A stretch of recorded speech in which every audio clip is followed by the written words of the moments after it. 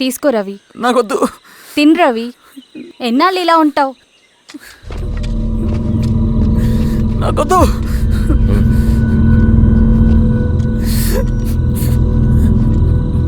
అక్కడ పెట్టేసి తిను.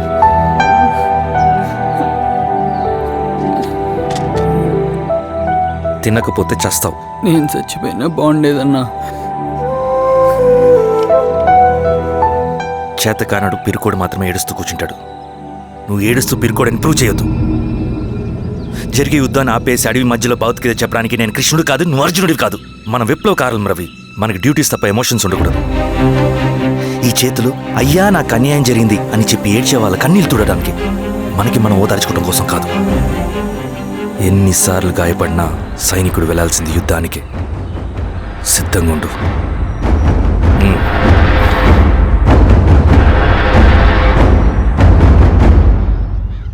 Sebastian, Greyhounds commander. DGP recommendation అంటే చాలా పవర్ఫుల్ అని మీ ఉద్దేశం, కానీ వాడు మీకంటే ప్రతిదానికి ఒక స్ట్రాటజీ ఉంటుంది.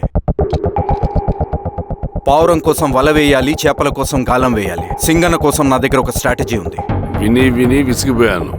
రిజల్ట్స్ చూపించి మాట్లాడండి. సో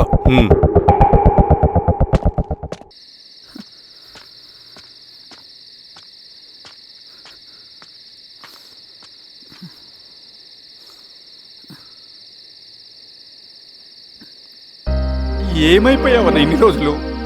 అసలు ఎలా ఉన్నావన్నా?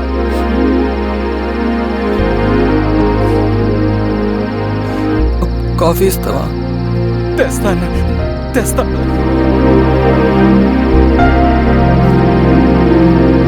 ఇదిగో అన్న.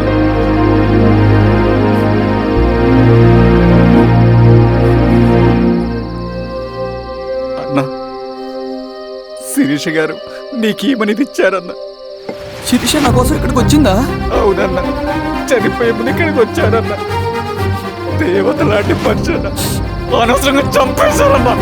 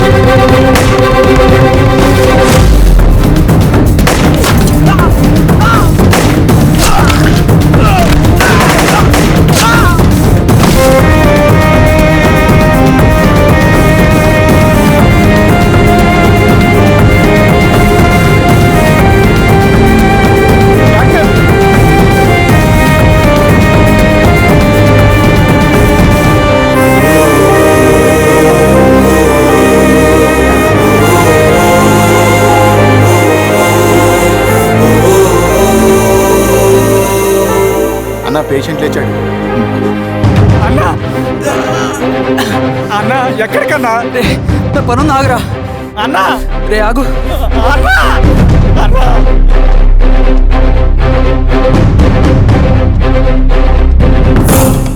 నక్సల్ నాయకుడు సింగన్న లొంగుబాటు ఎంతో కాలంగా శ్రీరామగిరి చుట్టుపక్కల పోలీసులని తీవ్ర ఆందోళనకు గురి చేసిన ప్రజా ప్రతిఘటన దళ నాయకుడు సింగన్న నేడు గ్రేహౌండ్ పోలీసుల సమక్షంలో జనజీవన స్రవంతిలో కలిసిపోయాడు. తన తదుపరి కార్యాచరణ త్వరలో వెల్లడిస్తానని సింగన్న చెప్పారు. సింగన్న సుదీర్ఘ పోరాటం నుంచి అకస్మాత్తుగా జనజీవన స్రవంతిలో కలవడానికి కారణం ఇంకా తెలియాల్సి ఉంది. నువ్వు స్ట్రాటజీ గురించి చెబుతుంటే నేను ఏమో అనుకున్నా. 100 గొడ్లను తిన్న రాబందు గాలివానకే చచ్చిందట. ఆ గాలివాన పేరేంటి తెలుసా? సబాషియన్. సూపర్ సబాషియన్. ఒక్క సుక్క మనోళ్ళ రక్తం చెందకుండా నువ్వు అంత పెద్ద నక్సలైట్ని పట్టుకున్నావంటే బా, నీ స్ట్రాటజీ మామూలు కదబ్బా. నాకు ఇచ్చిన కమిట్మెంట్ మాత్రం మర్చిపోద్దు సార్.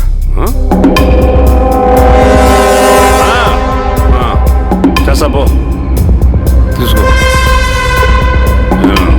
పోయేస్తా. సూపరబ్బా, సూపర్.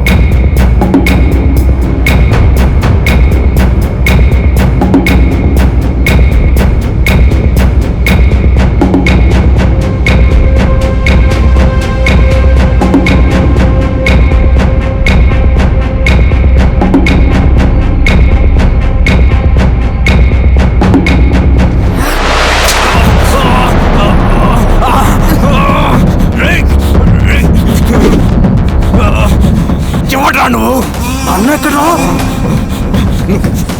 నువ్వు సింగన్న మనిషివా? అడిగిన దానికి మాత్రం సమాధానం చెప్పు. సింగన్న కోసం చేస్తావా? భవిష్యత్తు గురించి ఇప్పుడే మాట్లాడా? జీవితం మీద రాసుంటే చెప్పరా? నాకు టైం లేదు. చెప్పను. నీ గొంతులో దిగిన మామూలు కత్తి కాదు, విషం పూసిన కత్తి. 2 నిమిషాల్లో నీ చావా బతుకు డిసైడ్ అయిపోతాయి. చెప్పు. చెప్తాను.